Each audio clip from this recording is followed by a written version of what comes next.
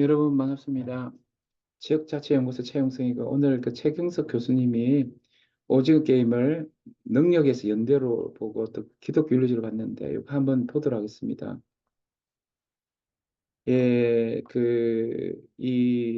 사실은 오징어 게임이 황동혁 감독의 그 오징어 게임이 있는데 이분이 어떤 식으로 해석을 하냐면은 어,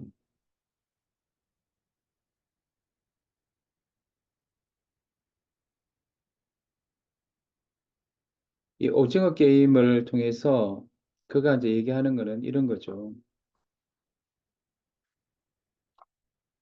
아, 이 연대성을 차이한다는 거죠. 예. 사실은 우리나라가 사실은 굉장히 그게 많거든요. 국가가 충분히 그냥 엄마 아빠 역할을 해서 그 국가 공동체 연대감이 있어야 되는데 이제 그렇게 연대감을 못 듣으니까 이상한 게임에 비친 자들이 참여하게 되죠. 그래서 하여튼 형식적으로는 평등한 기회를 주지만 그 왜곡된 그 계약서 속에 서명하고 저 게임을 하는데 이 게임이 성패 결과가 목숨이라는 설정에서 공작계인 유명무실해지죠. 예, 그래서 이들이 이제 게임을 합니다. 게임을 하는데 이 게임 자체가 어떤 문제가 있냐면은 어, 그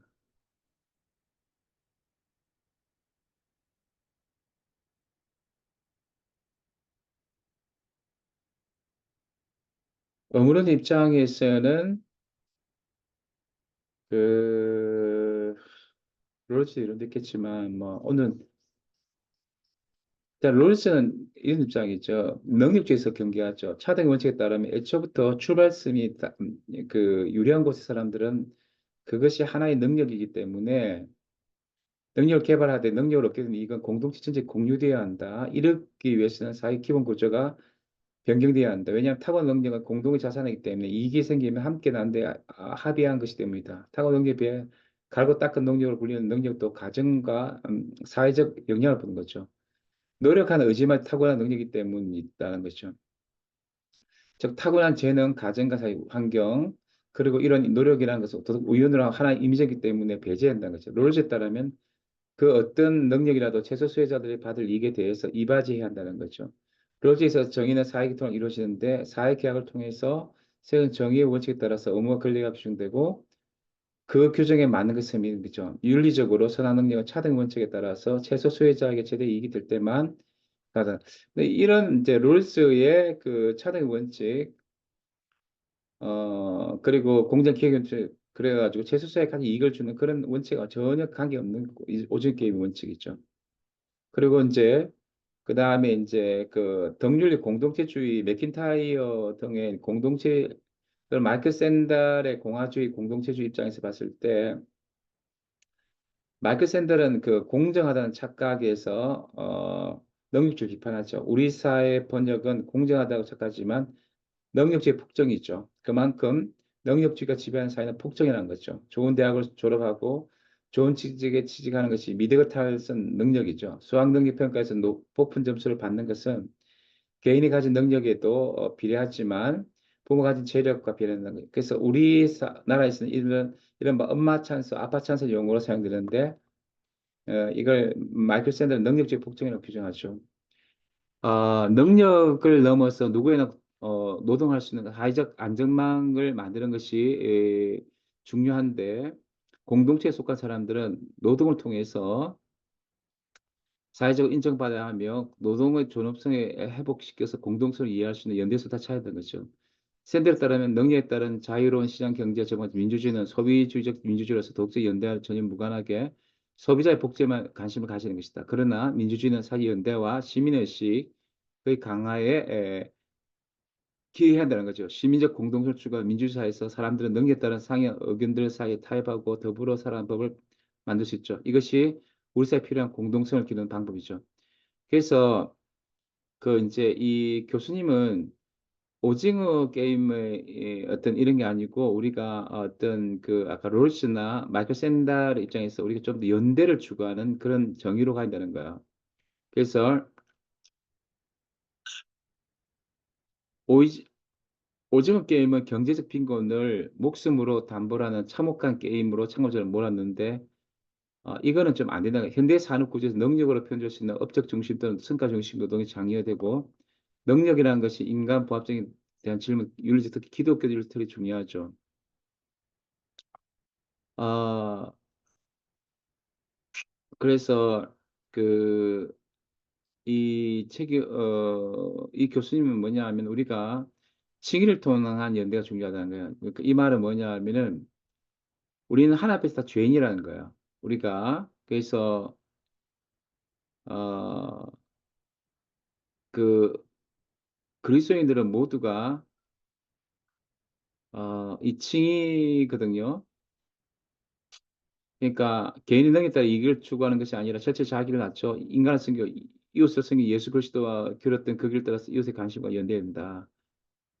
그래, 그렇죠. 우리는 다 하나 앞에서는 다 그 같은 형제 자매고 우리는 다 죄인이기 때문에 그런 칭의 통한 연대 필요하고 노동을 통한 연대가 필요하다는 거죠. 능력에 따라서 노동의 대가를 얻는 것이 아니라 노동 거치아주 존엄하는 샌드레케는 이 신학적 노동 개념을 요구하는 거죠. 창조 신학 관점에서 정서는 노동을 하나님 계약으로 정언하죠. 그래서 그래서 우리가 그 임금 노동과 자신 능력에 따른 협의점에서 노동 개념 현대에서 많은 사람 인정받지만 능력에 따른 돈벌이 노동이 사람들의 삶의 종류와 질을 결정시켜 노동으로부터 소외된 사람들이 발생하 결국 이들은 사회로부터 소외를 경험하죠. 성서의 능력에 따른 협의 노동의 의미를 경계하고 있죠. 우리 성서는 노동을 통한 연대성의 강조점 두고 있죠. 창조 신학 입장에서 인간 홀로 존재할 수 없죠. 첫 번째 창조 기사에서 인간은 이미 조건이 다 갖춘 상태에서 마지막 창조했죠. 두 번째 창조 기사도 사정은 마찬가지입니다.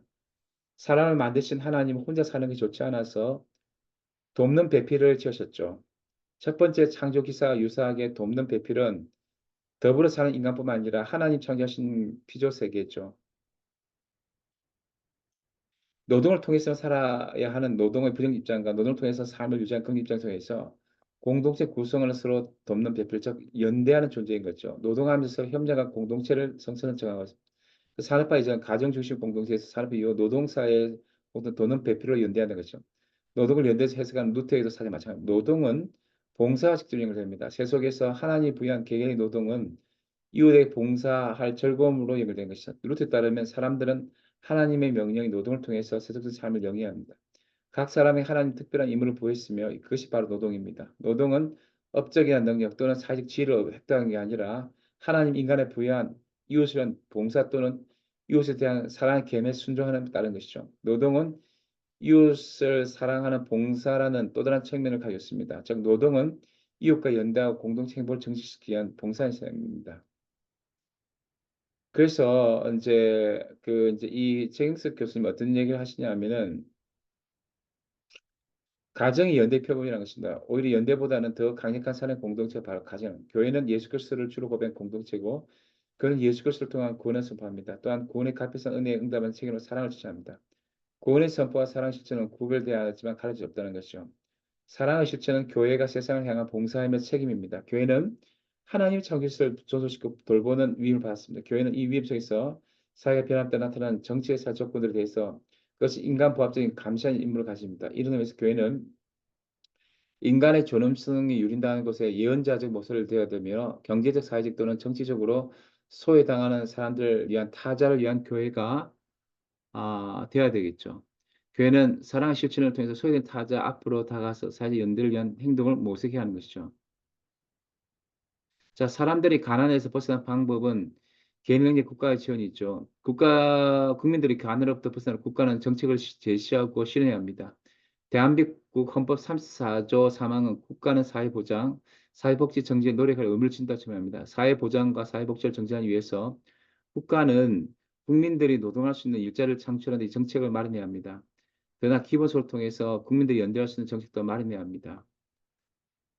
오늘 능력의 한계로 노동시장에 참여하지 못하여 생계를 이어가기 어려운 사람들이 국가뿐만 아니라 교회도 관심을 가져야 합니다. 이런 가정 그저 무조건 시적 차원에서 돌봄을 주장하는 온정주의는 그리가 맞습니다. 가정, 교회 그리고 국가라는 루터의 삼신분을 시작해서 독일 개신교 백서는 교회 드나 국가가 어떻게 가난한 사람들과 연대할지에 대해서 방향 제시합니다. 먼저 부를 축적한 사람들, 가난한 사람들에 대해서 우선적 책임을 갖도록 합니다. 가난한 사람들을 우선 생각해서 중요한 목표는 모든 구성원들이 경제 사회적 과정으로서 포함되는 것입니다. 가난한 사람들을 우선 생각하는 것이 온전히 선택이 아니라 오히려 가난한 사람들이 가능한 주변들에 머물러 있는 상태를 극복하도록 영향을 주는 것입니다.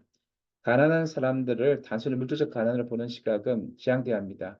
오히려 그들은 사회적, 경제적 그리고 정치 참여가 부족한 사람들 때문입니다. 때문에 가난한 사람들의 우선은 물질 참여의 안전 보장을 넘어서 가난한 사람 사회적 형성에 도움을 줄 수 있는 기회를 개선하는 데 활발한 사회복지 국가를 포함해야 한다는 것입니다. 이 백서는 교회를 넘어 국가 차원까지 방향을 제시하기 가정교회 그리고 국가가 고려할 연대성을 제시한 것입니다.